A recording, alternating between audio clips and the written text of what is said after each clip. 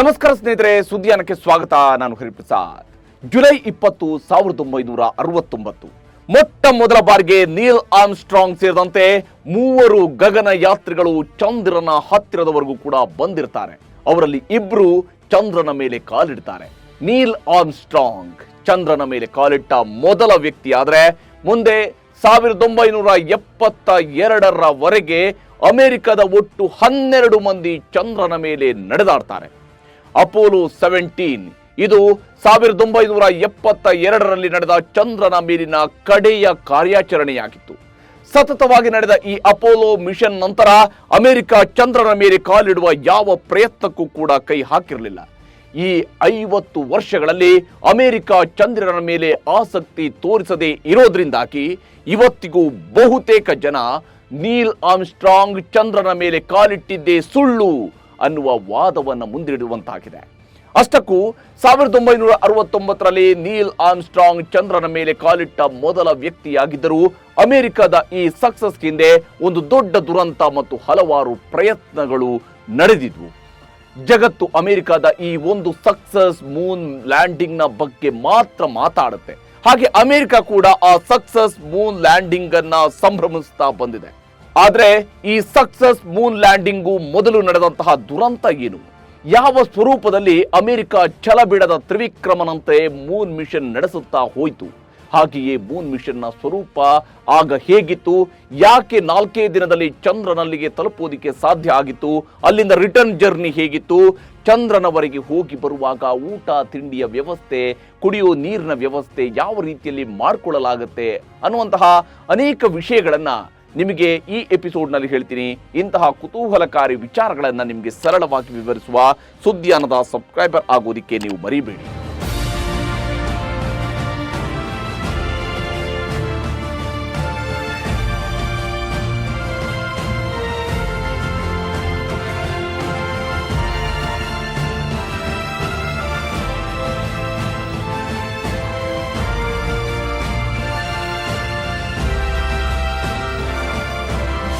ಸ್ನೇಹಿತರೆ, Moon mission ನಲ್ಲಿ America ಕೈಗೊಂಡಿದ್ದ ಮೊದಲ ಪ್ರಯತ್ನವೇ ಅಪೋಲೋ 1. ಅಪೋಲೋ 1 ಮಾನವ ಸಹಿತ ಮಿಷನ್ ಆಗಿತ್ತು. ಭೂಮಿಯ ಕೆಳಕಕ್ಷೆಯಲ್ಲಿ ನಡೆಯಬೇಕಿದ್ದ ಕಮಾಂಡ್ ಮತ್ತು ಸರ್ವಿಸ್ ಮಾಡ್ಯೂಲ್ನ ಪರೀಕ್ಷೆಗೆ ಫೆಬ್ರವರಿ 21, 1967ರಂದು ಉಡಾವಣೆ ಮಾಡಬೇಕಾಗಿದ್ದಿತ್ತು. ಆದ್ರೆ ಆ ಮಿಷನ್ ಲಾಂಚ್ ಆಗಲೇ ಇಲ್ಲ. ಯಾಕಂದ್ರೆ ಜನವರಿ 27, 1967ರಂದು ಕೇಪ್ ಕ್ಯಾನ್ವರಲ್ ಏರ್ಫೋರ್ಸ್ ಸ್ಟೇಷನ್ನ ಲಾಂಚ್ ಕಾಂಪ್ಲೆಕ್ಸ್ ನಲ್ಲಿ ನಡೆದಂತಹ ಪೂರ್ವ ಅಭ್ಯಾಸದ ಸಮಯದಲ್ಲಿ ಅಪೋಲೋ 1 ಕಮಾಂಡ್ ಕ್ಯಾಪ್ಸೂಲ್ ನಲ್ಲಿ ಬೆಂಕಿ ಕಾಣಿಸಿಕೊಳ್ಳುತ್ತೆ. ಕೆಲವು ನಿಮಿಷಗಳಲ್ಲಿ ಅದರ ಸಿಬ್ಬಂದಿ ಗಗನಯಾತ್ರಿಗಳಾಗಿದ್ದಂತಹ ವರ್ಜಿಲ್ ಗ್ರಿಸಮ್, ಎಡ್ವರ್ಡ್ ವೈಟ್ ಮತ್ತು ರೋಜರ್ ಚಾಪಿ ಬೆಂಕಿಗೆ ಆಹುತಿಯಾಗ್ತಾರೆ. ಇದಕ್ಕೆ ಕಾರಣ ಬಾಹ್ಯಾಕಾಶ ನೌಕೆಯಲ್ಲಿ ಇದ್ದ ಶುದ್ಧ ಆಮ್ಲಜನಕದ ಪರಿಸರವಾಗಿತ್ತು. ಶುದ್ಧ ಆಮ್ಲಜನಕ ಇಂಧನದ ಜೊತೆಗೆ ಸೇರಿ ಅಲ್ಲಿ ಬೆಂಕಿ ಹೊತ್ತಿಕೊಂಡಿತ್ತು. ಮುಂದೆ ಈ ದೊಡ್ಡ ದುರಂತದಿಂದಾಗಿ ನಾಸಾ ಬಾಹ್ಯಾಕಾಶ ನೌಕೆಯ ಒಳ ವಾತಾವರಣವನ್ನೇ ಬದಲಾಯಿಸಬೇಕಾಗುತ್ತೆ. ಅಪೋಲೋ 1 ದುರಂತ ಮುಂದೆ ಅಮೆರಿಕದ ಚಂದ್ರನ ಮೇಲಿನ ಎಲ್ಲ ಕಾರ್ಯಾಚರಣೆಗಳಿಗೆ ಅತಿ ದೊಡ್ಡ ಮೆಟ್ಟಿಲಾಗುತ್ತೆ, ಅತಿ ದೊಡ್ಡ ಪಾಠವಾಗಿ ಬಿಡುತ್ತೆ. ಅಪೋಲೋ 11ಗಿಂತ ಮುಂಚೆ ಅಮೆರಿಕ ಮಾಡಿದ್ದ ಪ್ರಯತ್ನಗಳೆಷ್ಟು? ಅಮೆರಿಕ ಮೂನ್ ಮಿಷನ್ ನಲ್ಲಿ ಒಟ್ಟು ಅಪೋಲೋ 17 ಸೀರೀಸ್ ವರೆಗೆ ಬಾಹ್ಯಾಕಾಶ ನೌಕೆಗಳನ್ನು ಕಳುಹಿಸುವಂತಹ ಪ್ರಯತ್ನವನ್ನ ಮಾಡಿತು. ಹಾಗೆ ಅಂತೇಳಿ 17 ನೌಕೆಗಳನ್ನು ಕೂಡ ಕಳಿಸಿಲ್ಲ. ಅದರಲ್ಲಿ ಅಪೋಲೋ 11 ಚಂದ್ರನ ಅಂಗಳಕ್ಕೆ ಕಾಲಿಟ್ಟ ಮೊದಲ ಮಿಷನ್ ಆಗಿದ್ದರೆ ಅದಕ್ಕಿಂತ ಮುಂಚಿತವಾಗಿ ಹಲವು ರಿಹರ್ಸಲ್ಗಳು ನಡೆದಿದ್ವು. ಅಪೋಲೋ 1ರ ನಂತರ ಅಮೆರಿಕ ಅಪೋಲೋ 2 ಮತ್ತು 3 ಯಾವತ್ತೂ ಕೂಡ ಆ ಮಿಷನ್ ಅನ್ನ ಮಾಡಿರಲೇ ಇಲ್ಲ. ಅಪೋಲೋ 4ರಲ್ಲಿ ಸ್ಯಾಟರ್ನ್ 5 ಈ ರಾಕೆಟ್ ಇತ್ತಲ್ಲ, ಅದನ್ನು 1967ರ ನವೆಂಬರ್ ತಿಂಗಳಲ್ಲಿ ಯಶಸ್ವಿಯಾಗಿ ಉಡಾವಣೆ ಮಾಡಲಾಗುತ್ತೆ. ಮತ್ತು ಅಪೋಲೋ 5ನಲ್ಲೂ ಕೂಡ ಅದೇ ಟೆಸ್ಟ್ ಅನ್ನ ಪುನರಾವರ್ತನೆ ಮಾಡಲಾಗುತ್ತೆ. ಇನ್ನು ಅಪೋಲೋ 6ನಲ್ಲಿ ಮೊದಲ 2 ಹಂತಗಳಲ್ಲಿ ಯಶಸ್ವಿಯಾದರೂ ಕೂಡ 3ನೇ ಹಂತದಲ್ಲಿ ನೌಕೆಯನ್ನ ಕಕ್ಷೆಗೆ ಸೇರಿಸುವುದರಲ್ಲಿ ಅಮೆರಿಕ ಯಶಸ್ವಿ ಆಗೋದಿಲ್ಲ. ಅಮೆರಿಕ ಮೊದಲ ಬಾರಿಗೆ ಚಂದ್ರನ ಕಕ್ಷೆಗೆ ತಲುಪುವುದಕ್ಕೆ ಸಾಧ್ಯವಾಗಿದ್ದು ಅಪೋಲೋ 7ನಲ್ಲಿ 3 ಗಗನಯಾತ್ರಿಗಳನ್ನು ಕಳಿಸುವುದರ ಮೂಲಕ. ಅದು ನಡೆದಂಥದ್ದು 1968ರ ಅಕ್ಟೋಬರ್ 11ರಂದು. ಅಲ್ಲಿಂದ ನಂತರ ಅಪೋಲೋ 8, 9, 10ನಲ್ಲಿಯೂ ಕೂಡ ಚಂದ್ರನ ಮೇಲೆ ಇಳಿಯುವ ಬಗ್ಗೆ ಸತತ ಪ್ರಯೋಗಗಳನ್ನು ಅಮೆರಿಕ ನಡೆಸಿತು. ನೋಡಿ, ಅಮೆರಿಕದ ಅಧ್ಯಕ್ಷರಾಗಿದ್ದ ಜಾನ್ ಎಫ್ ಕೆನಡಿ ಘೋಷಣೆ ಮಾಡಿದ್ದಂತೆ 1960ರ ದಶಕದ ಅಂತ್ಯದ ಒಳಗೆ ಚಂದ್ರನ ಮೇಲೆಗೆ ಮೊದಲ ಮಾನವನ್ನ ಇಳಿಸುವ ಪ್ರಯತ್ನದಲ್ಲಿ ಅಮೆರಿಕ ಯಶಸ್ವಿಯಾಗಲಿದೆ ಎಂಬ ಮಾತನ್ನ ಈಡೇರಿಸುವುದಕ್ಕಾಗಿ ನಾಸಾದ ವಿಜ್ಞಾನಿಗಳು ಹಗಲಿರುಳು ಹೇಗೆ ಶ್ರಮಿಸಿದ್ರು ಅನ್ನೋದಕ್ಕೆ ಅವರು ಒಂದಾದ ಮೇಲೊಂದರಂತೆ ಕೈಗೊಂಡಿದ್ದ ಮೂನ್ ಮಿಷನ್ಗಳೇ ಸಾಕ್ಷಿ. ಅಂತಿಮವಾಗಿ ಅಪೋಲೋ 11 ಮೂಲಕ ನೀಲ್ ಆರ್ಮ್ಸ್ಟ್ರಾಂಗ್ ಚಂದ್ರನ ಮೇಲೆ ಕಾಲಿಟ್ಟು ಮನುಷ್ಯನ ಮೊದಲ ಹೆಜ್ಜೆ ಗುರುತನ್ನ ಚಂದ್ರನ ಮೇಲೆ ಮೂಡಿಸ್ತಾನೆ. ಇನ್ನು ಮೂನ್ ಮಿಷನ್ ನಲ್ಲಿ ಅಮೆರಿಕ ಕಡೆಯ ಪ್ರಯತ್ನ ನಡೆಸಿದ್ದು ಅಪೋಲೋ 17 ಮೂಲಕ. ಅಪೋಲೋ 17 1972ರಲ್ಲಿ ಅಮೆರಿಕ ನಡೆಸಿದಂತಹ ಕಡೆಯ ಮೂನ್ ಲ್ಯಾಂಡಿಂಗ್. ಅದರಲ್ಲಿ ಹ್ಯಾರಿಸನ್ ಸ್ಮಿತ್ ಎಂಬ ಗಗನಯಾತ್ರಿ ಚಂದ್ರನ ಮೇಲೆ ಕಾಲಿಟ್ಟಿದ್ರು. ಅವರು ಚಂದ್ರನ ಮೇಲೆ ಕಾಲಿಟ್ಟ ಮೊದಲ ವಿಜ್ಞಾನಿ ಗಗನಯಾತ್ರಿ ಎಂಬ ಹೆಗ್ಗಳಿಕೆಗೆ ಪಾತ್ರರಾಗಿದ್ದಾರೆ. 1969ರಿಂದ 1972ರ ನಡುವೆ 3 ವರ್ಷಗಳಲ್ಲಿ ಒಂದರ ಮೇಲೆ ಇನ್ನೊಂದರಂತೆ ಸತತವಾಗಿ ಮೂನ್ ಲ್ಯಾಂಡಿಂಗ್ ಮಾಡಿದಂತಹ ಅಮೆರಿಕ ನಂತರ ಮತ್ತೆಂದು ಚಂದ್ರನ ಬಳಿಗೆ ಹೋಗುವಂತಹ ಪ್ರಯತ್ನವನ್ನ ಮಾಡಲೇ ಇಲ್ಲ. ಆದರೆ ಈಗ ಮತ್ತೆ ಆರ್ಟೆಮಿಸ್ ಮಿಷನ್ ಮೂಲಕ ಚಂದ್ರನ ಮೇಲೆ ಕಾಲಿಡುವ ಯೋಜನೆಯನ್ನ ಕೈಗೆತ್ತಿಕೊಂಡಿದೆ. ಅಪೋಲೋ ಗಗನಯಾತ್ರಿಗಳು ಚಂದ್ರನ ಮೇಲೆ ಕಾಲಿಟ್ಟಿದ್ದು ಹೇಗೆ? ಚಂದ್ರನ ಮೇಲೆ ಕಾಲಿಡುವ 5 ದಿನಗಳ ಮೊದಲು ಜುಲೈ 16, 1969ರ ಬೆಳಗ್ಗೆ commander Neil Armstrong, command module pilot Michael Collins ಮತ್ತು ಲೂನಾರ್ ಮಾಡ್ಯೂಲ್ನ pilot Edwin Buzz Aldrin Columbia command ಮಾಡ್ಯೂಲ್ನೊಳಗೆ CCM ಅದರ ಒಳಗೆ ಅಂತಿಮ ತಪಾಸಣೆಯನ್ನ ನಡೆಸ್ತಾ ಇದ್ರು. ಈ ಕಮಾಂಡ್ ಮಾಡ್ಯೂಲ್ ಅದರ ಮುಂದಿನ ಜರ್ನಿಯ ಉದ್ದಕ್ಕೂ ಕೂಡ ಅವರನ್ನ ಸುರಕ್ಷಿತವಾಗಿ ಚಂದ್ರನ ಕಡೆಗೆ ತಲುಪಿಸುವ ವಾಸಸ್ಥಳವಾಗಿತ್ತು. ಅದುವರೆಗೂ ಕಂಡ ಅತ್ಯಂತ ಶಕ್ತಿಶಾಲಿ ರಾಕೆಟ್ ಸುಮಾರು 100 ಮೀಟರ್ ಎತ್ತರದ 3 ಹಂತದ ಸ್ಯಾಟರ್ನ್ 5ನ ಮೇಲ್ಭಾಗದಲ್ಲಿ ಅಪೋಲೋ 11 ನೌಕೆಯನ್ನ ಕುಳ್ಳಿರಿಸಲಾಗಿತ್ತು. ಸ್ಯಾಟರ್ನ್ 5 ರಾಕೆಟ್ನ ಮೊದಲ ಹಂತ ಉರಿಯುತ್ತೆ ಮತ್ತು ಭಾರವಾದ ಅಪೋಲೋ ನೌಕೆಯನ್ನ ಹೊತ್ತ ರಾಕೆಟ್ ನಭಕ್ಕೆ ಚಿಮ್ಮುತ್ತೆ. ಸ್ಯಾಟರ್ನ್ 5ನ ಮೊದಲ ಹಂತ ಉರಿದು ಗಗನಯಾತ್ರಿಗಳನ್ನ ಅದು ಸುಮಾರು 68 ಕಿಲೋಮೀಟರ್ ಎತ್ತರಕ್ಕೆ ತಳ್ಳಿಬಿಡುತ್ತೆ ಮತ್ತು ರಾಕೆಟ್ನ ಮೊದಲ ಹಂತವು ಉರಿದು ರಾಕೆಟ್ನಿಂದ ಕಳಚಿಕೊಳ್ಳುತ್ತೆ. ಮುಂದೆ ರಾಕೆಟ್ನ 2ನೇ ಹಂತ ಉರಿಯೋದಕ್ಕೆ ಶುರುವಾಗುತ್ತೆ. ಸುಮಾರು 6 ನಿಮಿಷಗಳ ಕಾಲ ಉರಿದು ಅಪೋಲೋ ನೌಕೆಯನ್ನ 175 ಕಿಲೋಮೀಟರ್ ದೂರಕ್ಕೆ ಏರಿಸಿಬಿಡುತ್ತೆ. ಇನ್ನೇನು ಭೂಮಿಯ ಕೆಳಕಕ್ಷೆಗೆ ಹತ್ತಿರವಾಗ್ತಾ ಇದ್ದಂತೆಯೇ ಸ್ಯಾಟರ್ನ್ 5ನ ಅಂತಿಮ ಹಂತವು 2 ನಿಮಿಷಗಳ ಕಾಲ ಉರಿದು ಭೂಮಿಯ ಕೆಳಕಕ್ಷೆಗೆ ಗಂಟೆಗೆ 28,000 ಕಿಲೋಮೀಟರ್ ವೇಗದಲ್ಲಿ ಕಳುಹಿಸಿತು. ಈ ಹಂತದಲ್ಲಿ ಅಪೋಲೋ ನೌಕೆಯ ಜೊತೆಗೆ ಸ್ಯಾಟರ್ನ್ 5ನ ಕೊನೆಯ ಹಂತ ಅಂದ್ರೆ 3ನೇ ಹಂತ ಮಾತ್ರ ಉಳ್ಕೊಂಡಿರುತ್ತೆ. ಭೂಮಿಯ ಕೆಳಕಕ್ಷೆಯಲ್ಲಿ 1.5 ಸುತ್ತು ಅಂದ್ರೆ ಭೂಮಿಗೆ 1.5 ಸುತ್ತು ಹಾಕಿದ ನಂತರ ಸ್ಯಾಟರ್ನ್ 5ನ ರಾಕೆಟ್ನ ಅಂತಿಮ ಹಂತವು 6 ನಿಮಿಷಗಳ ಕಾಲ ಉರಿದು ಅದು ಅಪೋಲೋ ನೌಕೆಯನ್ನ ಟ್ರಾನ್ಸ್ ಲೂನಾರ್ ಪಥದ ಮೂಲಕ ಚಂದ್ರನ ಕಕ್ಷೆಗೆ ತಳ್ಳಿಬಿಡುತ್ತೆ. ಈ ಹಂತದಲ್ಲಿ ನೌಕೆಯು ಸಂಪೂರ್ಣವಾಗಿ ಭೂಮಿಯ ಗುರುತ್ವಾಕರ್ಷಕ ಶಕ್ತಿಯಿಂದ ಹೊರ ಬಂದಿರುತ್ತೆ ಮತ್ತು ಚಂದ್ರನಲ್ಲಿಗೆ ತಲುಪೋದಕ್ಕೆ ಬೇಕಾದ ಎಸ್ಕೇಪಿಂಗ್ ವೆಲಾಸಿಟಿಯನ್ನ ಅದು ತಲುಪಿರುತ್ತೆ. ಅಪೋಲೋ ನೌಕೆಯು ಚಂದ್ರನ ಕಕ್ಷೆಯ ಬಳಿಗೆ ತಲುಪ್ತಾ ಇದ್ದಂತೆಯೇ CSM ಮಾಡ್ಯೂಲ್ ಅಂದ್ರೆ command and service module lunar module ಈಗಲ್ನಿಂದ ಪ್ರತ್ಯೇಕಗೊಳ್ಳುತ್ತೆ. ಕಮಾಂಡ್ ಮಾಡ್ಯೂಲ್ನಲ್ಲಿ ಮೈಕಲ್ ಕಾಲಿನ್ಸ್ ಮತ್ತು ಲೂನಾರ್ ಮಾಡ್ಯೂಲ್ನಲ್ಲಿ ನೀಲ್ ಆರ್ಮ್ಸ್ಟ್ರಾಂಗ್ ಮತ್ತು ಬಜ್ ಆಲ್ಡ್ರಿನ್ ಇರ್ತಾರೆ. ಚಂದ್ರನ ಕಕ್ಷೆಯ ಬಳಿಗೆ ತಲುಪ್ತಾ ಇದ್ದಂತೆಯೇ CSM ಮಾಡ್ಯೂಲ್ ಅಲ್ಲೇ ಉಳ್ಕೊಳ್ಳುತ್ತೆ ಮತ್ತು ಲೂನಾರ್ ಮಾಡ್ಯೂಲ್ ಚಂದ್ರನ ಮೇಲೆ ಲ್ಯಾಂಡ್ ಆಗೋದಕ್ಕೆ ಶುರುವಾಗುತ್ತೆ. ಹಾಗಾಗಿ ಲೂನಾರ್ ಮಾಡ್ಯೂಲ್ನಲ್ಲಿ ಇದ್ದಂತಹ ನೀಲ್ ಆರ್ಮ್ಸ್ಟ್ರಾಂಗ್ ಮೊಟ್ಟ ಮೊದಲ ಬಾರಿಗೆ ಚಂದ್ರನ ಮೇಲೆ ಕಾಲಿಟ್ಟಂತಹ ವ್ಯಕ್ತಿ ಅಂತೇಳಿ ಇತಿಹಾಸ ಅವರನ್ನ ಗುರುತಿಸುತ್ತೆ. ನೀಲ್ ಆರ್ಮ್ಸ್ಟ್ರಾಂಗ್ ಚಂದ್ರನ ಮೇಲೆ ಕಾಲಿಟ್ಟ 19 ನಿಮಿಷಗಳ ನಂತರ ಬಜ್ ಆಲ್ಡ್ರಿನ್ ಚಂದ್ರನ ಮೇಲೆ ಕಾಲಿಡ್ತಾರೆ. ಮೈಕೆಲ್ ಕಾಲಿನ್ಸ್ ಚಂದ್ರನ ಕಕ್ಷೆಯ ಬಳಿಯೇ ಇದ್ದ ಕಮಾಂಡ್ ಮಾಡ್ಯೂಲ್ನಲ್ಲೇ ಉಳ್ಕೊಳ್ತಾರೆ. ಯಾಕಂದ್ರೆ ನೀಲ್ ಆರ್ಮ್ಸ್ಟ್ರಾಂಗ್ ಮತ್ತು ಆಲ್ಡ್ರಿನ್ ಮತ್ತೆ ಭೂಮಿಗೆ ಹಿಂದಿರುಗಿ ಬರಬೇಕಾದ್ರೆ ಕಾಲಿನ್ಸ್ ಕಕ್ಷೆಯ ಬಳಿ ಉಳಿದುಕೊಳ್ಳುವಂತಹ ಅನಿವಾರ್ಯತೆ ಇರುತ್ತೆ. ದೇವಸ್ಥಾನಕ್ಕೆ ಹೋದ್ರು ದೇವರ ದರ್ಶನ ಮಾಡದ ಸ್ಥಿತಿಯಲ್ಲಿ ಮೈಕೆಲ್ ಕಾಲಿನ್ಸ್ ಇದ್ದು ಅಲ್ಲಿನೇ ಉಳ್ಕೊಳ್ಬೇಕಾಗತ್ತೆ. ನೀಲ್ ಆರ್ಮ್ಸ್ಟ್ರಾಂಗ್ ಮತ್ತು ಬಜ್ ಆಲ್ಡ್ರಿನ್ ಚಂದ್ರನ ಮೇಲಿಂದ ಸುಮಾರು 21.5 kgಯಷ್ಟು ಕಲ್ಲು ಮತ್ತು ಧೂಳುಗಳ ಸ್ಯಾಂಪಲ್ ಅನ್ನ ಸಂಗ್ರಹಿಸುತ್ತಾರೆ. ಇವತ್ತಿಗೂ ಮೂನ್ ಲ್ಯಾಂಡಿಂಗ್ ಬಗ್ಗೆ ಹೆಚ್ಚಿನ ಜನರಿಗೆ ತಪ್ಪು ಕಲ್ಪನೆಗಳಿವೆ. ಇಲ್ಲಿ ನೀಲ್ ಆರ್ಮ್ಸ್ಟ್ರಾಂಗ್ ಮತ್ತು ಬಜ್ ಆಲ್ಡ್ರಿನ್ ಚಂದ್ರನ ಮೇಲೆ ಕಾಲಿಟ್ಟು ಕೇವಲ ಅಮೆರಿಕದ ಧ್ವಜವನ್ನ ಊರಿ ಭೂಮಿಗೆ ಹಿಂತಿರುಗಿದ್ದು ಅಲ್ಲ, ಜೊತೆಗೆ ಅಲ್ಲಿ ವೈಜ್ಞಾನಿಕ ಉಪಕರಣಗಳನ್ನ ಚಂದ್ರನ ಮೇಲೆ ಅವರು ಸೆಟಪ್ ಮಾಡ್ತಾರೆ. ಚಂದ್ರನ ಮೇಲೆ ಬೀಸುವಂತಹ ಸೌರ ಗಾಳಿಯನ್ನು ಅಧ್ಯಯನ ಮಾಡುವುದಕ್ಕೆ ಬೇಕಾದ ಡಿವೈಸ್ ಅನ್ನ ಕೂಡ ಅಲ್ಲಿ ಫಿಕ್ಸ್ ಮಾಡ್ತಾರೆ. ಭೂಮಿ ಮತ್ತು ಚಂದ್ರನ ಎಕ್ಸಾಕ್ಟ್ ಡಿಸ್ಟೆನ್ಸ್ ಅಂದ್ರೆ ಎಷ್ಟು ದೂರದಲ್ಲಿ ಚಂದ್ರ ಇರೋದು ಭೂಮಿಯಿಂದ ಅನ್ನೋದನ್ನ ತಿಳಿದುಕೊಳ್ಳೋದಕ್ಕಾಗಿ lunar laser ranging experiment instrument ಅನ್ನ ಕೂಡ ಫಿಕ್ಸ್ ಮಾಡ್ತಾರೆ. ಮುಂದೆ ಈ ಉಪಕರಣ ಚಂದ್ರನು ಪ್ರತಿ ವರ್ಷಕ್ಕೆ 3.8 ಸೆಂಟಿಮೀಟರ್ನಷ್ಟು ಭೂಮಿಯಿಂದ ದೂರ ಹೋಗ್ತಾ ಇದ್ದಾನೆ ಅನ್ನುವ ಮಾಹಿತಿಯನ್ನು ಹೊರಹಾಕಿತು.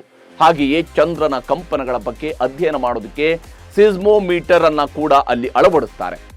ಹೀಗೆ ಭವಿಷ್ಯದಲ್ಲಿ ಚಂದ್ರನ ಮೇಲೆ ಹೆಚ್ಚು ಅಧ್ಯಯನ ಮಾಡೋದಕ್ಕೆ ಬೇಕಾದ ಎಲ್ಲ ಸೈಂಟಿಫಿಕ್ ಇಕ್ವಿಪ್ಮೆಂಟ್ಗಳನ್ನ ಚಂದ್ರನ ಮೇಲೆ ಅಳವಡಿಸ್ತಾರೆ. ಮುಂದಿನ 50 ವರ್ಷಗಳಲ್ಲಿ ಅಮೆರಿಕ ಚಂದ್ರನ ಮೇಲೆ ಕಾಲಿಡದೇ ಇದ್ರೂ ಚಂದ್ರನ ಮೇಲೆ ಅಳವಡಿಸಿದ್ದ ಈ ಉಪಕರಣಗಳ ಸಹಾಯದಿಂದ ನಾಸಾ ಸಂಸ್ಥೆ ಹಲವಾರು ಅಧ್ಯಯನಗಳನ್ನು ಮಾಡ್ತಾ ಬಂದಿದೆ. ಅಪೋಲೋ 11 ನೌಕೆ ಭೂಮಿಗೆ ಹಿಂತಿರುಗಿದ್ದು ಹೇಗೆ? ಭೂಮಿಯಿಂದ ಬಾಹ್ಯಾಕಾಶಕ್ಕೆ ಹೋಗುವುದಕ್ಕೆ ರಾಕೆಟ್ ಬೇಕು. ಅದಕ್ಕಾಗಿ ಸ್ಯಾಟರ್ನ್ 5 ನಂತಹ ಶಕ್ತಿಶಾಲಿ ರಾಕೆಟ್ನ ಬಳಕೆ ಮಾಡಲಾಗಿತ್ತು. ಹಾಗಿದ್ರೆ ಚಂದ್ರನಲ್ಲಿಂದ ವಾಪಸ್ ಬರೋದಕ್ಕೆ ರಾಕೆಟ್ ಬೇಡವಾ ಅನ್ನುವ ಪ್ರಶ್ನೆಯನ್ನ ನಾನು ಈ ಹಿಂದೆ ಮಾಡಿದಂತಹ ಎಪಿಸೋಡ್ನ ಸಂದರ್ಭದಲ್ಲಿ ಹಲವರು ಕೇಳಿದ್ರು. ಅದಕ್ಕೀಗ ಉತ್ತರವನ್ನ ಕೊಡ್ತೀನಿ. ಲೂನಾರ್ ಮಾಡ್ಯೂಲ್ ಚಂದ್ರನ ಮೇಲೆ ಸುಮಾರು 21 ಗಂಟೆ 36 ನಿಮಿಷಗಳ ಕಾಲ ಇರುತ್ತೆ. ಆ ಲೂನಾರ್ ಮಾಡ್ಯೂಲ್ನಲ್ಲಿ 2 ವಿಭಾಗಗಳಿರ್ತವೆ. ಒಂದು ಅವರೋಹಣ, ಮತ್ತೊಂದು ಆರೋಹಣ ಹಂತ ಅಂತೇಳಿ ಇವುಗಳನ್ನು ಕರೆಯಲಾಗುತ್ತೆ. ಈ ಅವರೋಹಣ ಹಂತ ಅಂದ್ರೆ ಡಿಸೆಂಟ್ ಸ್ಟೇಜ್ ಇದೆಯಲ್ಲ, ಚಂದ್ರನ ಮೇಲೆ ಇಳಿಯೋದಿಕ್ಕೆ ಬೇಕಾದಂಥ ಏಣಿ, ಹಾಗೇನೆ ಈ ಹಿಂದೆ ಹೇಳಿದಂತೆ ಅಲ್ಲಿ ಎಕ್ಸ್ಪೆರಿಮೆಂಟ್ ಮಾಡೋದಕ್ಕೆ ಬೇಕಾದಂತಹ ಸೈಂಟಿಫಿಕ್ ಇಕ್ವಿಪ್ಮೆಂಟ್ಗಳು, ವೈಜ್ಞಾನಿಕ ಸಲಕರಣೆಗಳು, ಇವುಗಳೆಲ್ಲವನ್ನು ಕೂಡ ಅದು ಹೊತ್ಕೊಂಡು ಹೋಗಿರುತ್ತೆ. ಈ ಅವರೋಹಣ ಹಂತ ಗಗನಯಾತ್ರಿಗಳನ್ನ ಚಂದ್ರನ ಮೇಲೆ ಇಳಿಸಿದ್ರೆ, ಆರೋಹಣ ಹಂತ ಅಸೆಂಟ್ ಸ್ಟೇಜ್ ಇದೆಯಲ್ಲ, ಅದು ಚಂದ್ರನ ಮೇಲ್ಮೈಯಿಂದ ಮತ್ತೆ ಉಡಾವಣೆ ಮಾಡೋದಕ್ಕೆ ಮತ್ತು ಚಂದ್ರನ ಸುತ್ತಾ ಇದ್ದಂತಹ ಕೊಲಂಬಿಯಾ ಕಮಾಂಡ್ ಮಾಡ್ಯೂಲ್ ಜೊತೆಗೆ ಮರುಜೋಡಣೆ ಮಾಡೋದಕ್ಕೆ ಅಗತ್ಯವಾಗಿತ್ತು. ಈ ಆರೋಹಣ ಹಂತದಲ್ಲಿ ಚಂದ್ರನ ಕಕ್ಷೆಗೆ ಮತ್ತೆ ಉಡಾವಣೆಗೊಳ್ಳೋದಕ್ಕೆ ಬೇಕಾದಂತಹ ರಾಕೆಟ್ ಇಂಜಿನ್ ಮತ್ತು 2 ಪ್ರೊಪಲ್ಲೆಂಟ್ ಟ್ಯಾಂಕ್ಗಳು ಇರ್ತವೆ. ಆರೋಹಣ ಹಂತದ ಎಂಜಿನ್ ಉರಿದು ಲೂನಾರ್ ಮಾಡ್ಯೂಲ್ ಚಂದ್ರನಿಂದ ಟೇಕ್ ಆಫ್ ಆಗಿ ಚಂದ್ರನ ಕಕ್ಷೆಯಲ್ಲಿ ಸುತ್ತಾ ಇದ್ದಂತಹ CSM ಮಾಡ್ಯೂಲ್ ಕೊಲಂಬಿಯಾ ಜೊತೆಗೆ ಅಟ್ಯಾಚ್ ಆಗುತ್ತೆ. ಉಡಾವಣೆಯ ಸಂದರ್ಭದಲ್ಲಿ ಆರೋಹಣ ಹಂತವು ಅವರೋಹಣ ಹಂತದಿಂದ ಬೇರ್ಪಡಬೇಕಿರುತ್ತೆ. ಅಂದ್ರೆ ಲೂನಾರ್ ಮಾಡ್ಯೂಲ್ನ ಅರ್ಧದಷ್ಟು ಭಾಗ ಚಂದ್ರನ ಮೇಲೆ ಶಾಶ್ವತವಾಗಿ ಉಳಿದು ಬಿಡುತ್ತೆ. ಚಂದ್ರನ ಕಕ್ಷೆಯಲ್ಲಿ ಇದ್ದಂತಹ CSM ಮಾಡ್ಯೂಲ್ ಕೊಲಂಬಿಯಾದ ಜೊತೆಗೆ ಲೂನಾರ್ ಮಾಡ್ಯೂಲ್ನ ಆರೋಹಣ ಹಂತವು ಅಟ್ಯಾಚ್ ಆಗುತ್ತೆ. ಅಲ್ಲಿ CSM ಮಾಡ್ಯೂಲ್ 2.5 ನಿಮಿಷಗಳ ಕಾಲ ಫೈರಿಂಗ್ ಮಾಡಿ ಗಗನಯಾತ್ರಿಗಳನ್ನು ಹೊತ್ತ ನೌಕೆಯನ್ನ ಭೂಮಿಯ ಕಡೆಗೆ ತಿರುಗಿಸುತ್ತೆ. ಭೂಮಿಗೆ ರೀ ಎಂಟ್ರಿ ಕೊಡುವ ಮೊದಲು ಸರ್ವಿಸ್ ಮಾಡ್ಯೂಲ್ ಕಮಾಂಡ್ ಮಾಡ್ಯೂಲ್ನಿಂದ ಪ್ರತ್ಯೇಕಗೊಳ್ಳಬೇಕಾಗುತ್ತೆ. ಹಾಗೆ ಸಪರೇಟ್ ಆಗುವಂತಹ ಸರ್ವಿಸ್ ಮಾಡ್ಯೂಲ್ ಬಾಹ್ಯಾಕಾಶದಲ್ಲಿ ಉಳಿದು ಸಣ್ಣ ಸಣ್ಣ ಪೀಸ್ಗಳಾಗಿ ಸ್ಪೇಸ್ ಡೆಬ್ರೀಸ್ ಆಗಿ ನಿಲ್ತವೆ. ಅಂದ್ರೆ ಸ್ಪೇಸ್ ಡಿಬ್ರಿಸ್ ಅಂದ್ರೆ ಬಾಹ್ಯಾಕಾಶದ ಕಸವಾಗಿ ಪರಿವರ್ತನೆಯಾದಂತಹ ಸರ್ವಿಸ್ ಮಾಡ್ಯೂಲ್ ಇದೆಯಲ್ಲ, ಅದು ಒಂದು ವೇಳೆ ಕಮಾಂಡ್ ಮಾಡ್ಯೂಲ್ಗೆ ಬಂದು ಡಿಕ್ಕಿ ಹೊಡೆದಿರ್ತಿದ್ರೆ ಅಲ್ಲಿ ದೊಡ್ಡ ದುರಂತವೊಂದು ಸಂಭವಿಸ್ತಾ ಇತ್ತು ಮತ್ತು ಗಗನಯಾತ್ರಿಗಳು ಬದುಕಿ ಉಳಿಯೋದಕ್ಕೆ ಚಾನ್ಸೇ ಇರಲಿಲ್ಲ. ಅದು ಕನಸಿನ ಮಾತಾಗ್ತಾ ಇರ್ತಿತ್ತು. ಅದೃಷ್ಟವಶಾತ್ ಸರ್ವಿಸ್ ಮಾಡ್ಯೂಲ್ನ ಡೆಬ್ರೀಸ್ ಕಮಾಂಡ್ ಮಾಡ್ಯೂಲ್ಗೆ ಹಿಟ್ ಆಗಿರಲಿಲ್ಲ. ಗಗನಯಾತ್ರಿಗಳು ಇದ್ದಂತಹ ಕಮಾಂಡ್ ಮಾಡ್ಯೂಲ್ ನಿಧಾನವಾಗಿ ಭೂಮಿಯ ವಾತಾವರಣಕ್ಕೆ ವಾಪಸ್ ಬರುತ್ತೆ, ಎಂಟ್ರಿ ಕೊಡುತ್ತೆ.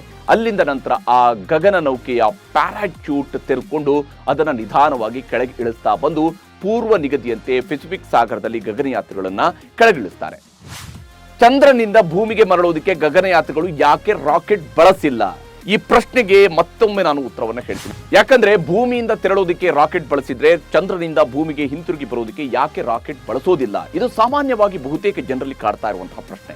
ಆದ್ರೆ ಒಂದು ವಿಚಾರ ಗೊತ್ತಿರಲಿ, ರಾಕೆಟ್ ಕೇವಲ ಒಂದು ಉಡಾವಣಾ ವಾಹನ ಅಷ್ಟೇನೆ, ಅಂದ್ರೆ ಅದೊಂದು ಲಾಂಚಿಂಗ್ ವೆಹಿಕಲ್ ಅಷ್ಟೇನೆ. ಭೂಮಿಯಿಂದ ಬಾಹ್ಯಾಕಾಶ ನೌಕೆಯನ್ನ ಭೂಮಿಯ ಕೆಳಕಕ್ಷೆಯವರೆಗೆ ಮಾತ್ರ ತಲುಪಿಸಿ ಅಲ್ಲಿಂದ ರಾಕೆಟ್ನ ಕೊನೆಯ ಹಂತ ಉರಿದು ಚಂದ್ರನ ದಿಕ್ಕಿಗೆ ನೌಕೆಯನ್ನ ದೂಡಿಬಿಡುತ್ತೆ.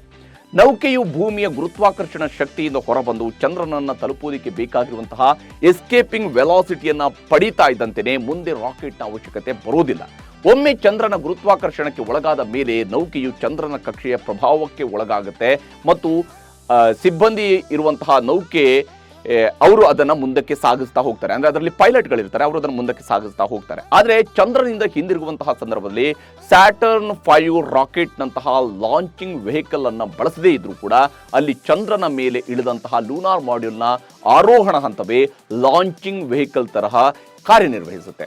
ಲೂನಾರ್ ಮಾಡ್ಯೂಲ್ ಎಂಜಿನ್ ಉರಿದು ಗಗನಯಾತ್ರಿಗಳನ್ನು ಹೊತ್ತ ಲೂನಾರ್ ಮಾಡ್ಯೂಲ್ ಚಂದ್ರನಿಂದ ಉಡಾವಣೆಗೊಂಡು ಚಂದ್ರನ ಕಕ್ಷೆಯಲ್ಲಿ ತಿರುಗ್ತಾ ಇದ್ದಂತಹ ಕಮಾಂಡ್ ಮಾಡ್ಯೂಲ್ ಜೊತೆಗೆ ಅಟ್ಯಾಚ್ ಆಗುತ್ತೆ.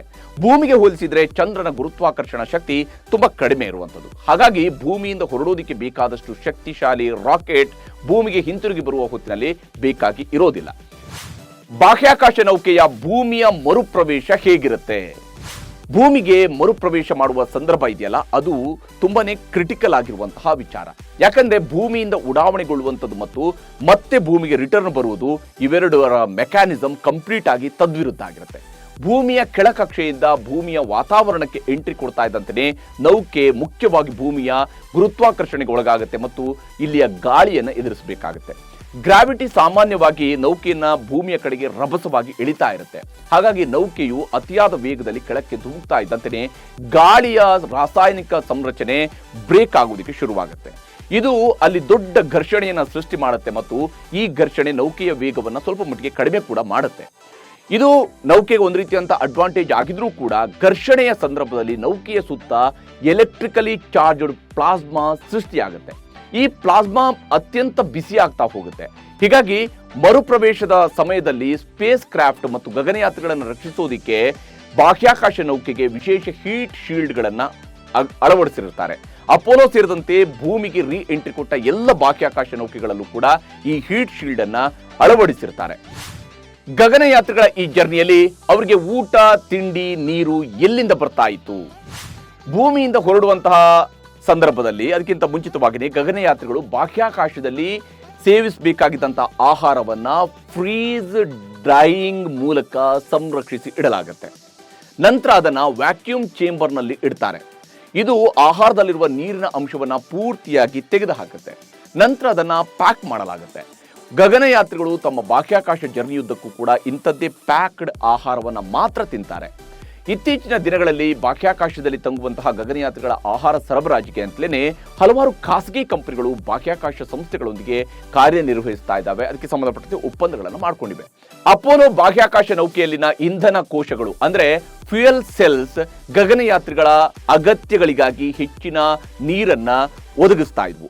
ಇಂಧನ ಕೋಶಗಳು ಹೈಡ್ರೋಜನ್ ಮತ್ತು ಆಮ್ಲಜನಕವನ್ನ ಸಂಯೋಜಿಸುವ ಮೂಲಕ ವಿದ್ಯುತ್ ಅನ್ನು ಉತ್ಪಾದಿಸುತ್ತವೆ. ಈ ಪ್ರಕ್ರಿಯೆಯಲ್ಲಿ ಉಪ ಉತ್ಪನ್ನವಾಗಿ ನೀರು ಉತ್ಪಾದನೆ ಆಗುತ್ತೆ. ಹೀಗೆ ಬಾಹ್ಯಾಕಾಶ ನೌಕೆಯ ನೀರು ಸರಬರಾಜಿನಲ್ಲಿ ಬ್ಯಾಕ್ಟೀರಿಯಾದ ಬೆಳವಣಿಗೆಯನ್ನು ತಡೆಯೋದಕ್ಕಾಗಿ, ಯಾಕಂದ್ರೆ ಅಲ್ಲಿ ಸಿಕ್ಕಾಪಟ್ಟೆ ಬ್ಯಾಕ್ಟೀರಿಯಾ ಅಲ್ಲಿ ಹುಟ್ಟುಕೊಳ್ಳುತ್ತೆ, ಹೀಗಾಗಿ ಅದನ್ನು ತಡೆಯೋದಕ್ಕಾಗಿ ಅಪೋಲೋ 11 ನೌಕೆಯಲ್ಲಿ ಕ್ಲೋರಿನ್ ಆಂಪೂಲ್ಗಳನ್ನು ಕೂಡ ಸಾಗಿಸಲಾಗಿತ್ತು.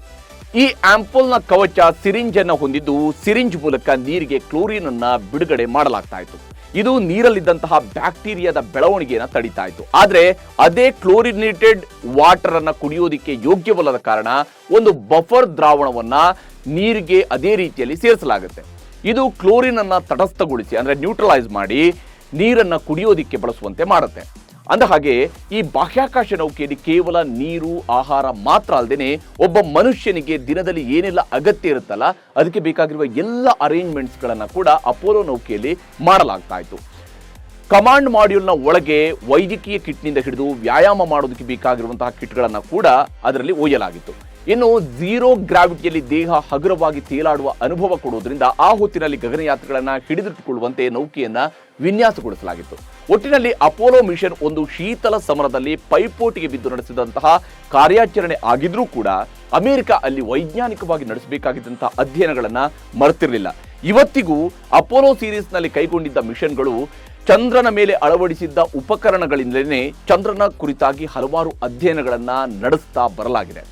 ಈಗ ಚಂದ್ರನ ಮೇಲೆ ಒಬ್ಬ ಪುರುಷ ಮತ್ತು ಮಹಿಳೆಯನ್ನ ಇಳಿಸುವ ಬಹುದೊಡ್ಡ ಯೋಜನೆಗೆ ಅಮೆರಿಕ ತಯಾರಿ ಮಾಡ್ತಾ ಇದೆ. ಇದು ಚಂದ್ರನ ಅಂಗಳಕ್ಕೆ ಹೋಗಿ ಬಂದ ಮನುಷ್ಯನ ಸಾಹಸ ಮತ್ತು ಅದರ ಹಿಂದಿನ ಶ್ರಮ ಹಾಗೂ ವೈಜ್ಞಾನಿಕ ಅಂಶಗಳನ್ನು ನಿಮಗೆ ಸರಳವಾಗಿ ತಿಳಿಸುವಂತಹ ಪ್ರಯತ್ನವಾಗಿತ್ತು. ಈ ಎಪಿಸೋಡನ್ನು ನಿಮ್ಮ ಪರಿಚಯದ ಮಕ್ಕಳಿಗೂ ಕೂಡ ತೋರಿಸಿ ಅವರಿಗೂ ಈ ಇಂಟ್ರೆಸ್ಟಿಂಗ್ ವಿಚಾರವನ್ನು ತಿಳಿಸಿ. ನಮಸ್ಕಾರ.